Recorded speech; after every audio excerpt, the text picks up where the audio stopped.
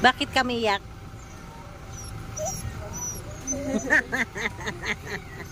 Operahan na yan si Kiara para hindi na mabuntis. 1.5. Pag babae, pag lalaki, 1,000. So, ayan mga kaibigan, madali lang po magpa-schedule dito kung gusto nyong ipaspe ang inyong mga alagang aso. Dito lang po sa City Vet, maglista lang kayo and once there's a schedule, iti-text nila kayo. Ayan po, 1,000 para sa mga lalaking aso, 1,500 naman para sa mga babae. Dito lang po yan malapit sa slaughter area sa Magsaysay. Kung mayroon naman kayong mga pusa at gusto nyo ring ipa-neuter, libre po ang mga pusa mga kaibigan, no?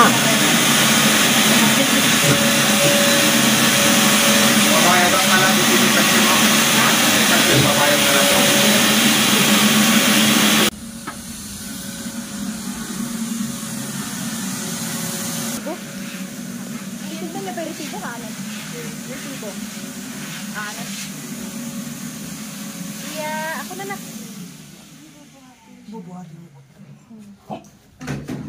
Sorry. Sige po, ipahiga niyo siya dyan. Kia, ako na. Kiara. Ako na magbuhat. Baka nasasaktan siya. Yung kabila daw. Parang mo diway.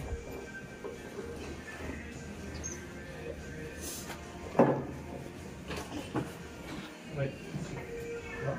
Surname.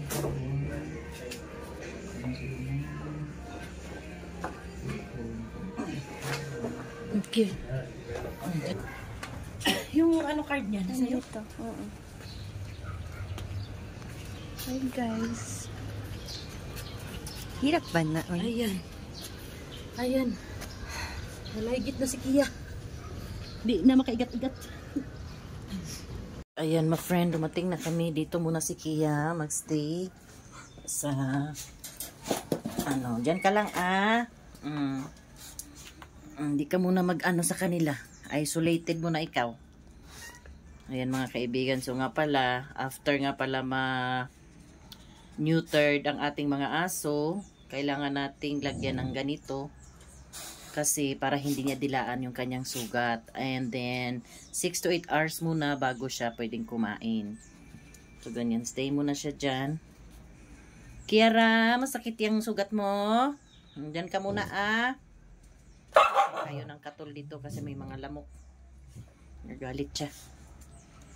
So ayun mga friends, sa mga gustong magpa-neutered ng kanilang mga aso, kapag lalaki, 1,000 po ang bayad sa City Vet. No, pero syempre medyo mahal po, may kamahalan po kapag sa sa private natin dalhin na clinic. Pero sa public naman, sa City Vet, 1,000 lang. 1,500 naman para sa mga babae na aso. Nga pala, ang mga pusa libre. Kaya kung marami kayong pusa at dumadami mga puspin, dalhin nyo po sa inyong mga veterinary office dito po sa Baguio sa City Vet. Libre po. Libre ang kanilang neutered.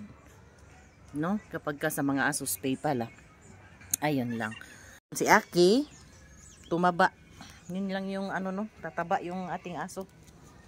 Ito kasi bulag siya kaya hindi pa man siya nakaranas ng anak ni spay na namin dahil kawawa ang magiging anak niya. Ito naman naka-4 na anak naman na to. Kaya na spay na rin yan. Yung mga lalaki hindi ko pa na hayaan ko na lang yung mga lalaki, pero ang sabi nga kapag kayong mga lalaki ang na spay, titigil sila sa pagiging gala. Ito pumayat na naman to. Itong mga pusa namin galing kay Ate Inday. Hi! Hello! Where's mama? Ayan. Hindi namin nadala kasi to si Mingay kanina, pero napaschedule na namin yan. Mahaba nga lang yung pila. Yan lang po mga kaibigan. Maraming salamat. Thank you again for watching. See you next time.